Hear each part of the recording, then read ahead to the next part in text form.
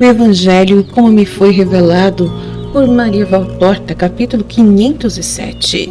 A grande disputa com os judeus e a fuga do templo com a ajuda do levita discípulo Zacarias. Valtorta descreve essa incrível visão no dia 30 de setembro de 1946. Um dia abençoado, é meu aniversário, mas eu não estava viva ainda. 30 de setembro é meu aniversário.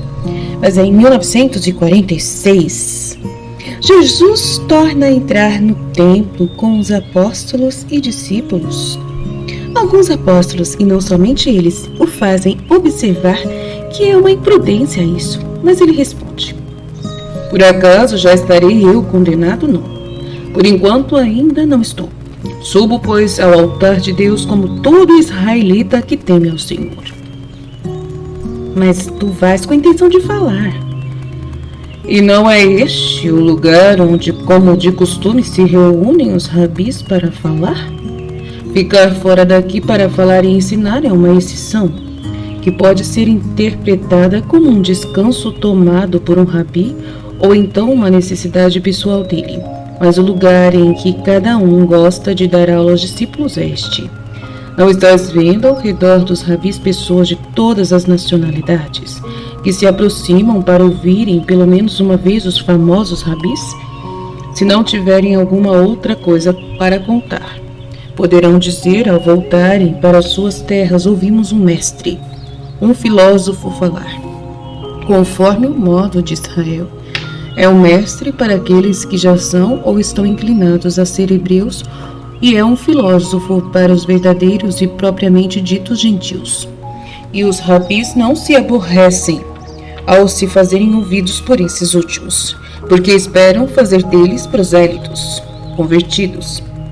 Sem esta esperança, que se fosse humilde seria santa, eles não estariam no pátio dos pagãos, mas exigiriam poder falar no dos hebreus, e se fosse possível, até no próprio santo dos santos, que segundo o seu modo de pensar a respeito de si mesmo, eles são tão santos, que só Deus está acima deles. E eu, mestre, falo onde os mestres falam, mas não temais, ainda não chegou o momento deles. Quando chegar o momento deles, eu vou-lo direi, para que vos fortaleçais em vossos corações. Tu não o dirás, diz Iscariotes. Por que não? Porque não o poderás saber, nenhum sinal te mostrará. Não há sinal. Há quase 3 anos que eu estou contigo e sempre te vi ameaçado e perseguido. Quando chegar a hora, estarás sozinho. Agora tens atrás de ti o povo que te ama e que os fariseus temem. Portanto, estás mais forte. Com que meios queres entender que chegou o momento?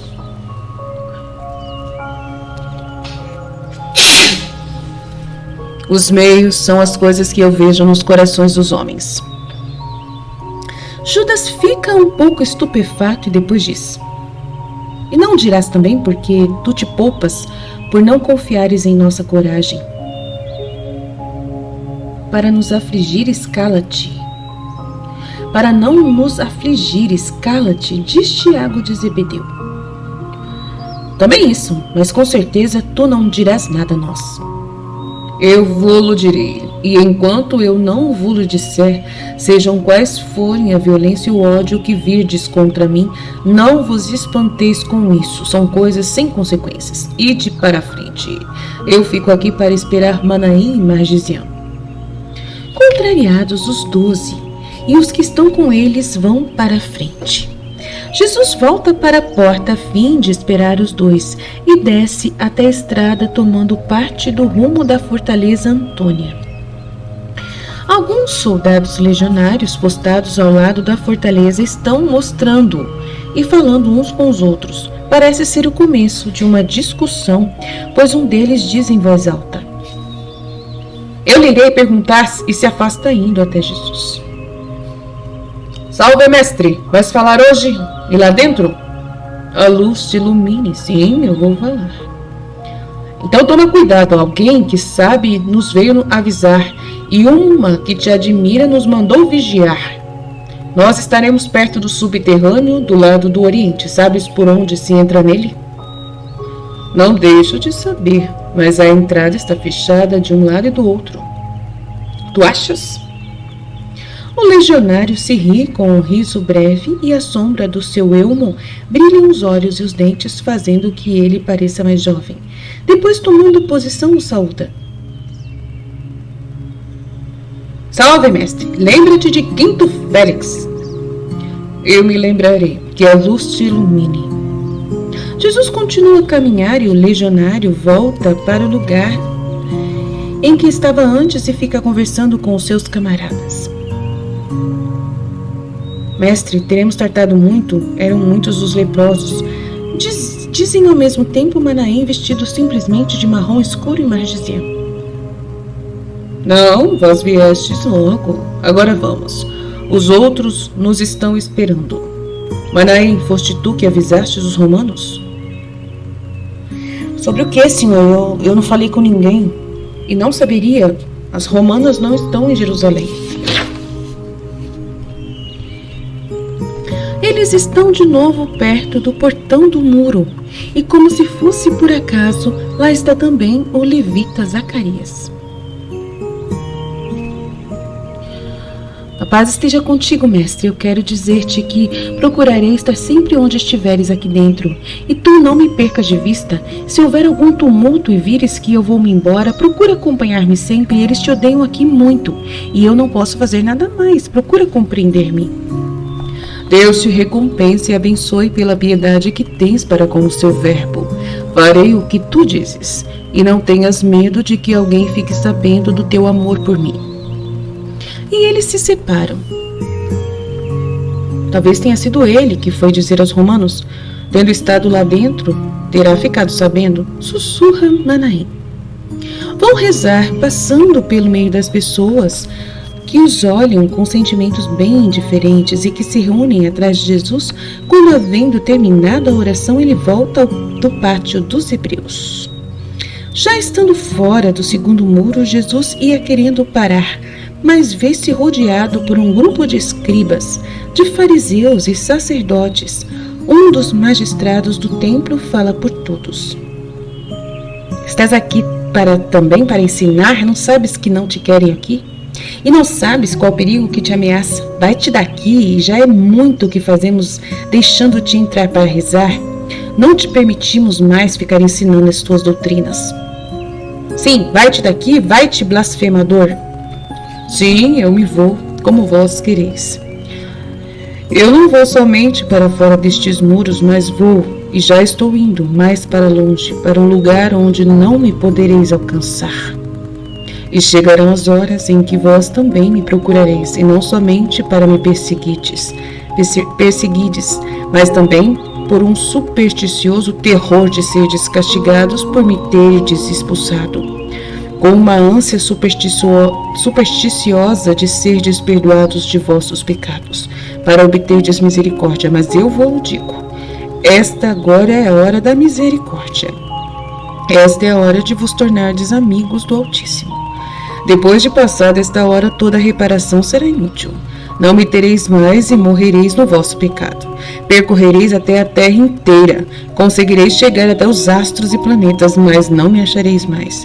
Porque para onde vou, vós não podereis ir. Vós não podeis ir. Eu já vos disse isso.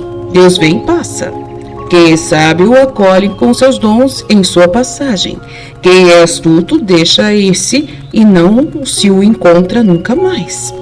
Vós sois daqui de baixo, e eu sou de lá de cima. Eu não sou deste mundo, por isso, uma vez que eu tenha voltado à morada de meu Pai, que está fora deste mundo, não me encontrareis mais e morrereis nos vossos pecados, porque não sabereis nem unir-vos espiritualmente comigo pela fé. Queres matar-te, endemoniado? Certamente porque no inferno, para onde descem os violentos, não poderemos mais ir unir-nos a ti. Pois o inferno é para os condenados, os malditos, e nós somos os benditos filhos do Altíssimo, dizem alguns. Os outros os aprovam, dizendo: certamente ele quer se matar, porque diz que para onde ele vai nós não podemos ir. Ele compreendeu que foi descoberto e que se saiu mal na prova e se elimina sem ficar esperando ser eliminado, como aquele outro Galileu que foi o falso Cristo. E outros mais benévolos dizem: e se ele fosse mesmo o próprio Cristo e fosse voltar justamente para aquele que o tivesse mandado? Para onde? Para o céu? Abraão não está lá e queres que ele vá estar? Primeiro deve vir o Messias. Mas Elias foi arrebatado ao céu num carro de fogo? Num carro sim, mas para o céu quem o garante? E a discussão continua enquanto fariseus, escribas, magistrados, sacerdotes, os judeus que acompanham os sacerdotes, os escribas e os fariseus vão atrás do Cristo atravessando a grande série de pórticos como uma malta de cães que vai atrás de uma caça que saiu da toca. Mas alguns dos bons que estavam no meio da massa hostil, aqueles verdadeiramente levados por um desejo honesto, abrem alas até chegarem perto de Jesus e lhe fazem com ansiedade uma pergunta que já tantas vezes se ouviu ser feita, ou com amor ou com ódio. Quem és tu? Dize-o para nós, para que saibamos como devemos proceder. Dize-nos a verdade em nome do Altíssimo. Eu sou a própria verdade, e não uso nunca de mentira. Eu sou aquele que sempre declarei ser desde o primeiro dia em que falei às turpas, em todos os lugares da Palestina. Aquele que aqui eu disse ser muitas vezes junto ao Santo dos Santos, do qual eu não temo os fulgores, porque eu digo a verdade. Tenho muitas coisas a dizer ainda e a julgar no meu dia, que se referem a este povo, e por mais que para mim já esteja próxima a tarde, eu sei que agirei e julgarei a todos, pois assim foi que me prometeu aquele que me mandou, que é veraz. Ele falou comigo em um eterno amplexo de amor, dizendo-me todo o seu pensamento, para que eu o pudesse dizer com a minha palavra ao mundo. E não poderei ficar calado, e ninguém poderá fazer-me calar até que eu tenha anunciado ao mundo tudo o que eu ouvi do meu Pai. E tu ainda blasfemas, e continuas a dizer-te filho de Deus. Diz-lhe os inimigos, gesticulando com seus punhos quase sobre o rosto de Jesus, enlouquecidos pelo ódio. Os apóstolos, discípulos e os bem-intencionados os repelem, formando como que uma barreira de proteção ao mestre. O levita Zacarias vai chegando com movimentos bem medidos e preparados a fim de não chamar a atenção dos energúmenos para perto de Jesus e aproximando-se de Manaém e dos filhos de Alfeu.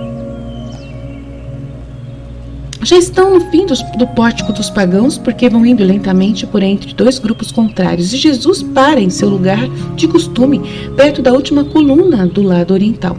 Então ele se detém do lugar onde estão. Nem os pagãos podem expulsar um verdadeiro israelita, a não ser excitando a multidão. E isso é uma coisa que aqueles traiçoeiros evitam fazer.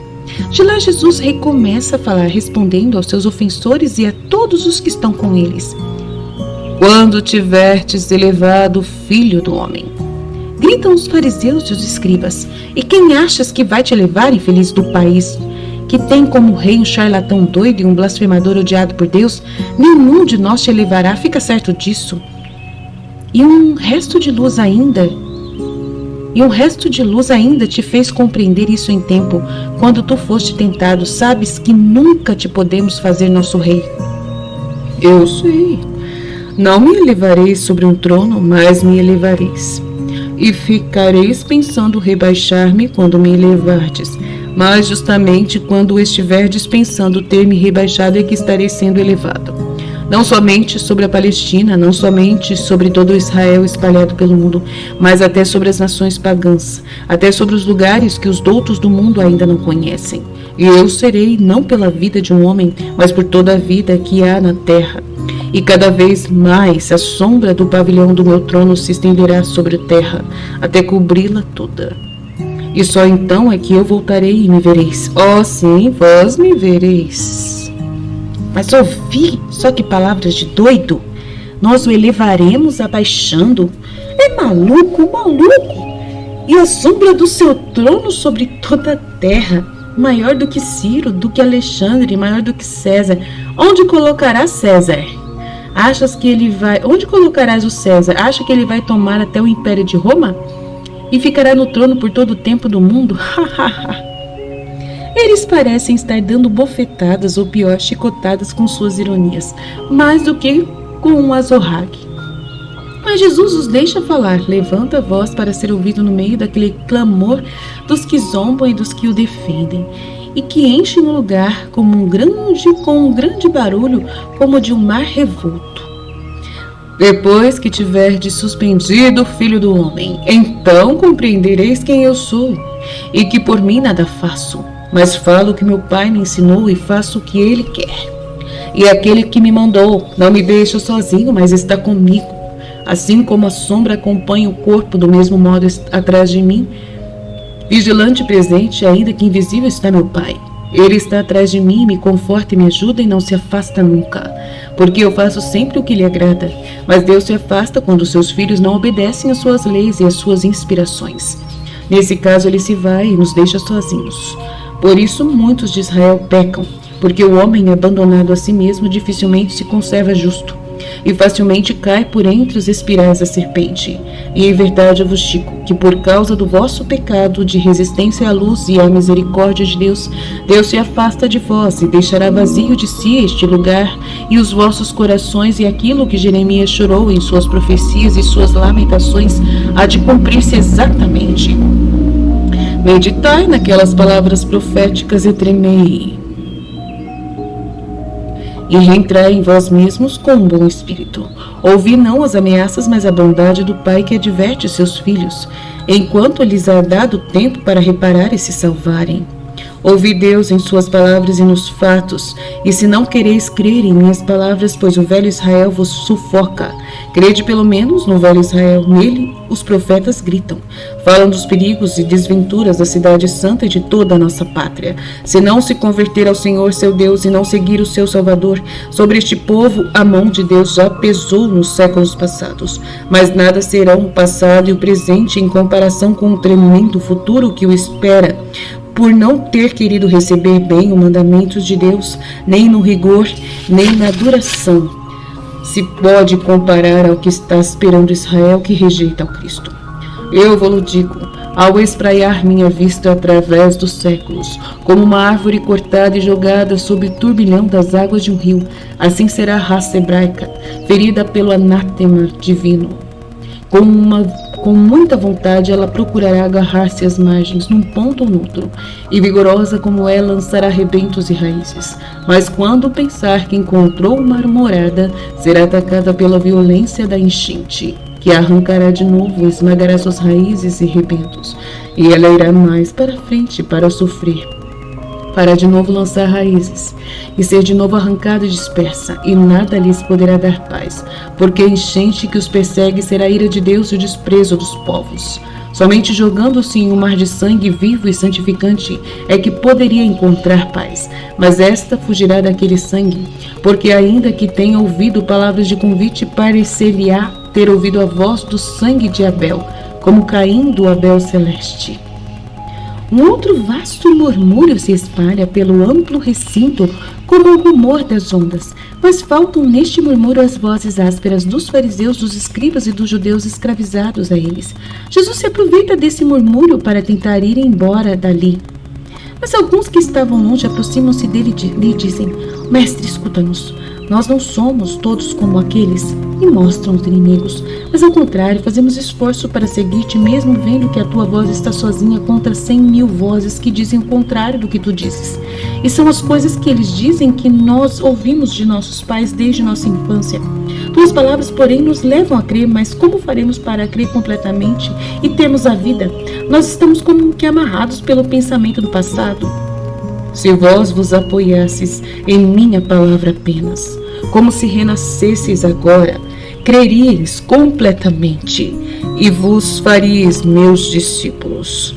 Mas é preciso que vos despojeis do passado e aceiteis a minha doutrina. Ela não cancela todo o passado. Ela não cancela tudo do passado.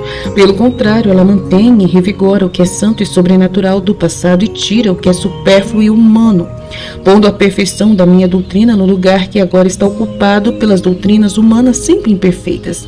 Se vierdes a mim, conhecereis a verdade, e a verdade vos libertará. Mestre, é verdade o que te dissemos, que estamos como que amarrados pelo passado. Mas este liame não é prisão nem escravidão. Nós somos a posteridade de Abraão, nas coisas do Espírito. Porque a posteridade de Abraão, se é que nós estamos amarrados, é assim chamada para significar posteridade espiritual, contraposta de Agar, que é uma posteridade de escravos. Como então pode dizer que ficaremos livres? Esta posteridade de Abraão, também Ismael e os filhos dele. Eu vos faço notar, porque Abraão foi tanto pai de Isaque como de Ismael. É mais impura, porque ele é filho de uma escrava egípcia. Em verdade eu vos digo, não há mais do que uma escravidão. Somente quem comete pecado é escravo, e de uma escravidão que nenhuma moeda é capaz de resgatar, e de um patrão inexorável e cruel. E perde todo o direito à livre soberania do reino do céu. O escravo, o homem que uma guerra ou alguma desgraça tornou escravo, pode ainda até passar a ser possuído por um bom patrão. Mas o seu bem-estar é sempre precário, porque o patrão pode vender a outro patrão cruel. Ele é uma mercadoria e nada mais. Às vezes serve até de moeda para saldar alguma dívida, e não tem nem o direito de chorar. O servo, porém, vive na casa de seu patrão enquanto este não o licencia. Mas o filho fica sempre na casa do pai e o pai não pensa em expulsá-lo. Ele só pode sair pela sua livre vontade. E nisto é o que está a diferença entre a escravidão e a servidão, e entre a servidão e a filiação.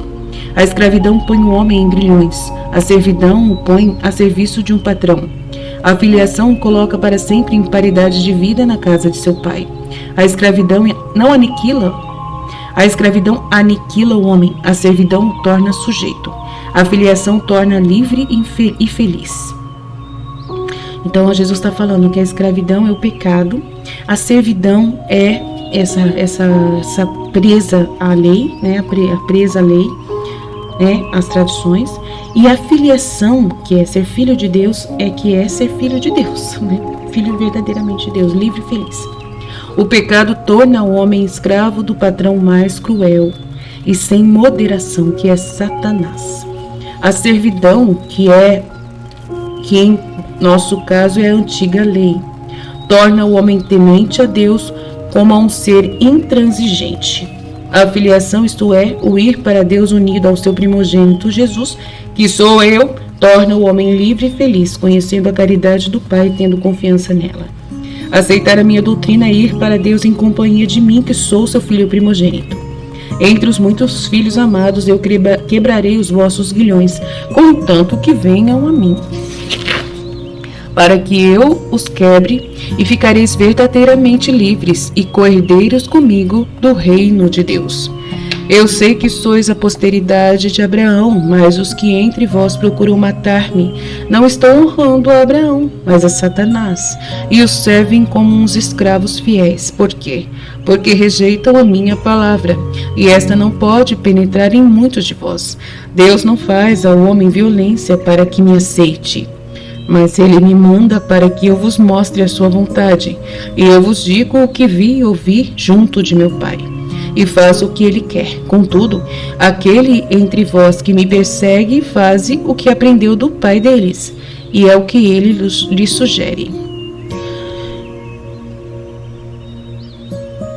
Como um paroxismo que volta depois de uma parada da doença, a ira dos judeus, fariseus e escribas, que parecia haver se acalmado um pouco, reergue-se violenta. Eles se insinuam como uma cunha no meio de um círculo compacto que está ao redor de Jesus e procuram aproximar-se dele. A multidão mostra um ondular de vagalhões contra eles, como contrários lhes são também os sentimentos dos corações. Os judeus gritam lívidos pela ira e pelo ódio. Nosso pai é Abraão, não temos nenhum outro pai.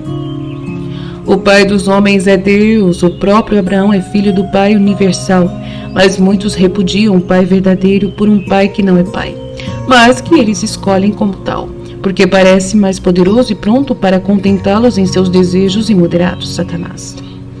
Os filhos fazem as obras que veem os seus pais fazendo. Se vós sois filhos de Abraão, por que é que não fazeis as obras de Abraão? Não as conheceis. Deverei enumerá-las para vós, em sua natureza e em seus símbolos? Abraão obedeceu, indo para a terra que Deus lhe indicou, uma figura do homem que deve estar pronto a deixar tudo a fim de ir para o lugar onde Deus o manda ir. Abraão foi condescendente com o filho de seu irmão e o deixou escolher a região que preferisse. Uma figura do respeito à liberdade de ação e da caridade que devemos ter para com o nosso próximo. Abraão ficou humilde depois dos sinais da predileção de Deus e o honrou em Mamré, julgando-se sempre um nada diante do Altíssimo que lhe havia falado. Figura da postura de amor reverencial que o homem deve sempre tomar para com o seu Deus. Abraão creu em Deus e lhe obedeceu até nas coisas mais difíceis de serem cumpridas. E para sentir-se seguro, não procedeu como um egoísta, mas orou a Deus pelos de Sodoma. Abraão não pactuou com o Senhor querendo algum prêmio pelas suas muitas obediências, mas pelo contrário, para honrá-lo até o fim, chegou ao máximo de sacrificar-se a seu filho amado. Não o sacrificou. Ele lhe sacrificou o filho amado, porque na verdade o seu coração já o havia sacrificado durante a viagem, tendo sido sustada pelo anjo a sua vontade de obedecer quando já o coração estava ferido. No momento de ferir o coração do filho, matava o filho para honrar a Deus. Vós matais o filho de Deus para honrardes a Satanás. Fazei vós as obras daquele que dizeis ser vosso pai? Não, vós não a fazeis. Vós procurais matar-me, porque eu vos digo a verdade, assim como eu ouvi a de Deus. Como eu a ouvi de Deus. Abraão não fazia assim. Não procurava matar a voz que vinha do céu, mas obedecia a ela. Não, vós não fazeis as obras de Abraão, mas sim as que vos mostra o vosso pai Satanás. Nós não nascemos de uma prostituta, bastardos, nós não somos. Tu disseste tu mesmo, que o pai dos homens é Deus, e nós então somos o povo eleito, e das castas escolhidas do meio desse povo. Por isso temos a Deus como nosso único pai.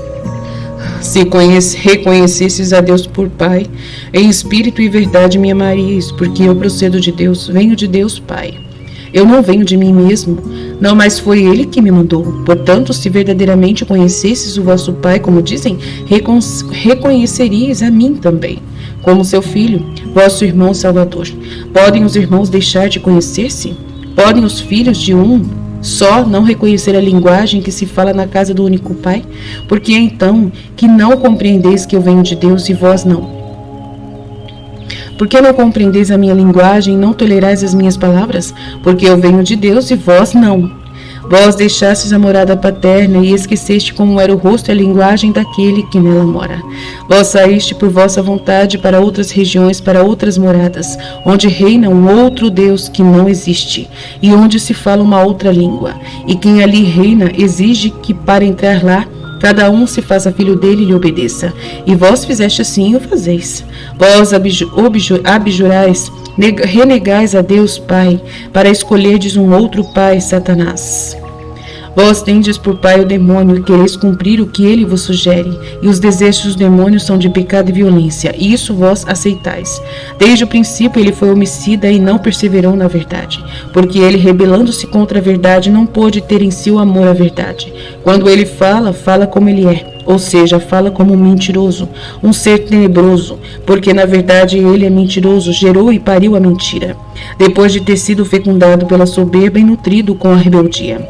Toda concupiscência está em seu seio, e ele a cospe e a inocula, a fim de envenenar as criaturas. É o tenebroso, o escarnecedor, o rastejante réptil maldito, é o opróbrio e o horror. Desde há séculos e séculos suas obras atormentam o homem, e os sinais e frutos delas estão diante das inteligências dos homens. E, no entanto, é a ele que mente e arruína que vós dais ouvidos, enquanto que se eu falo o que é verdadeiro e bom, vós não me ouvis e não me credes, e ainda me chamam de pecador. Mas quem é que entre os muitos que se aproximaram de mim com ódio e com amor pode dizer que me viu pecar? Quem é que pode dizer com verdade? Onde estão as provas para convencer-me a mim e a quem crê em mim que eu sou um pecador?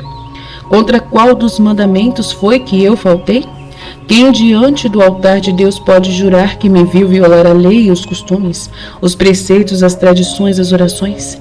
Quem entre todos os homens poderá fazer com que se altere a cor do meu rosto para ficar eu, com provas seguras, convencido de pecado? Ninguém pode fazer isso. Ninguém dentre os homens e ninguém dentre os anjos. Deus nos corações dos homens grita: Ele é o inocente. Disso todos vós estáis convictos, e mais ainda vós que me acusais do que esses outros que não têm a certeza sobre quem entre mim e vós é que tem razão. Mas somente quem é de Deus é que escuta as palavras de Deus. Vós não as escutais por mais que elas ressoem em vossas almas noite e dia, e vós não as escutais porque vocês não são de Deus.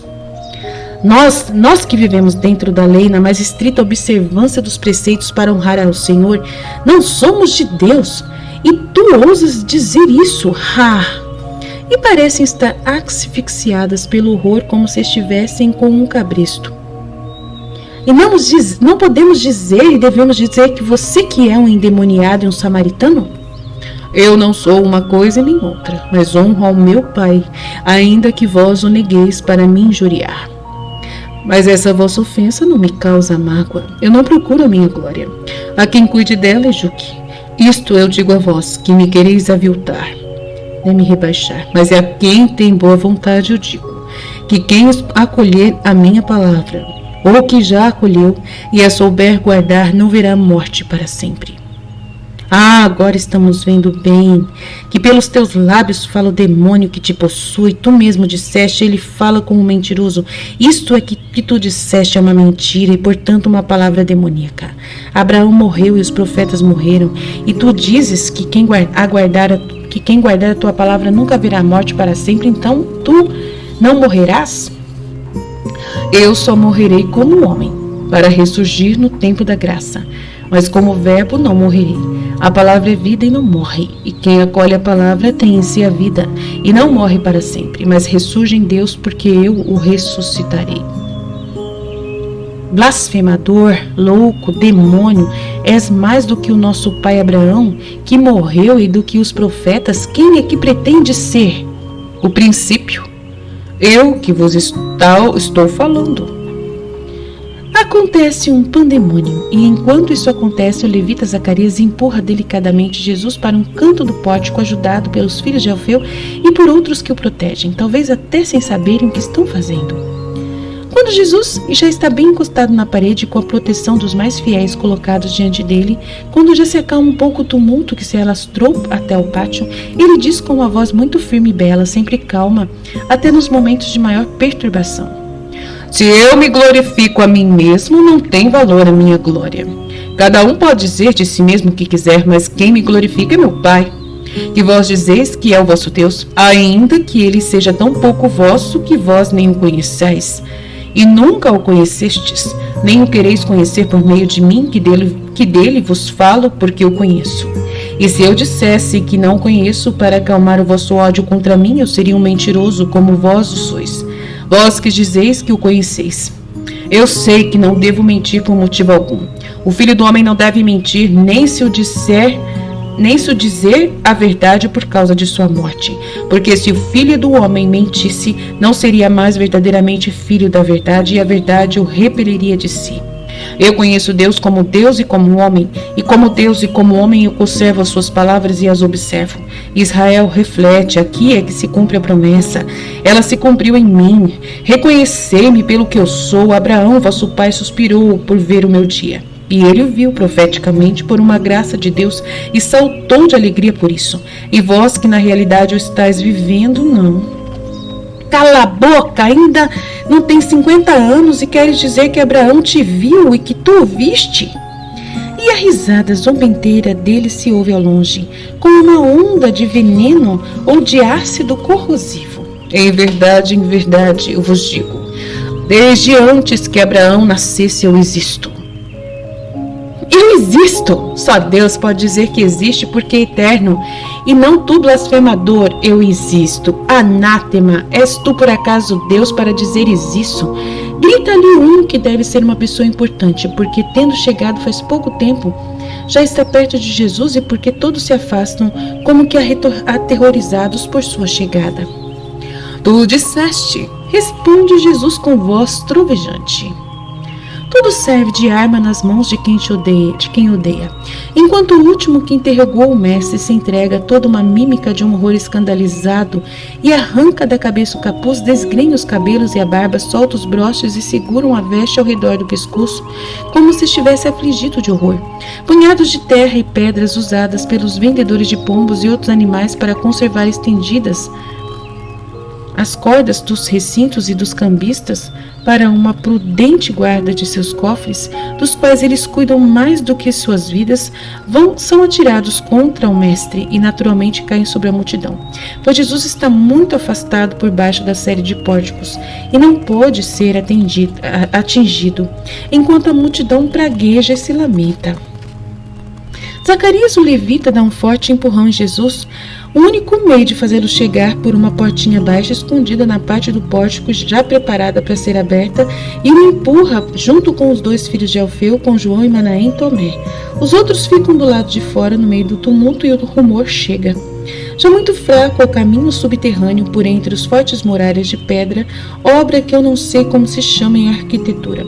São colocadas em encaixes, eu diria, isto é, com pedras grandes e pedras menores, intercalando-se umas às outras.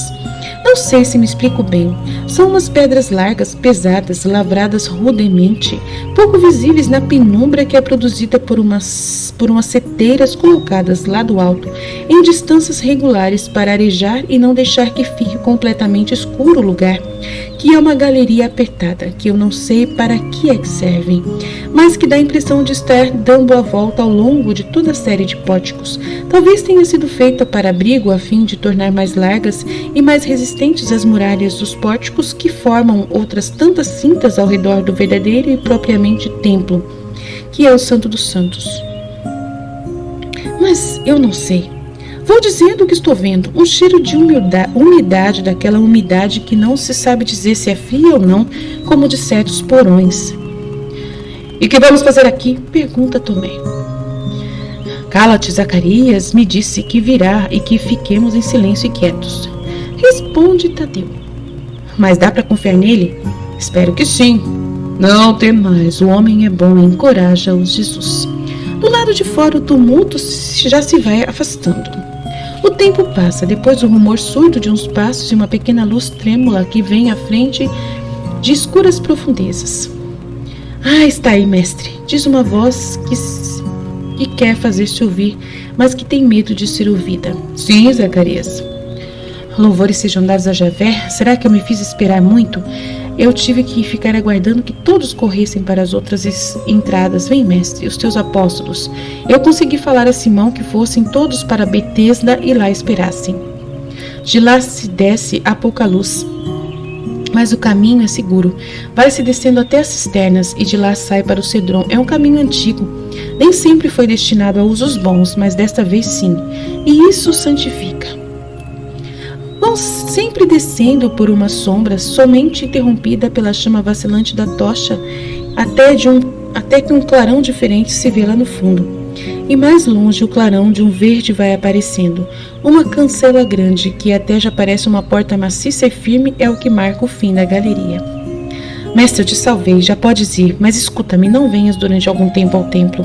Eu não poderia servir-te sempre sem ser notado, e esquece todo esse caminho e de mim, que vos conduzi, diz Zacarias, fazendo atuar os aparelhos que estão no pesado portão, abrindo apenas o tanto que sirva para deixar sair as pessoas. E repete, esquecei, por piedade de mim. Não tenhas medo, nenhum de nós falará, e Deus esteja contigo pela tua caridade. Jesus levanta a mão, pondo-a sobre a cabeça inclinada do jovem. Sai acompanhado pelos primos e pelos outros, encontra-se sobre um pequeno escampado selvagem de sarças, que mal pode contê-los todos, na frente do jardim das oliveiras. É um caminho de cabras estreito que vai descendo por entre sarças para a torrente. Vamos, tornaremos a subir depois à altura da porta das ovelhas, e eu com os irmãos irei a José, enquanto vós ireis a Betesda chamar os outros, e depois vos reunireis comigo. Iremos para Nob amanhã após o pôr do sol. E assim termina essa incrível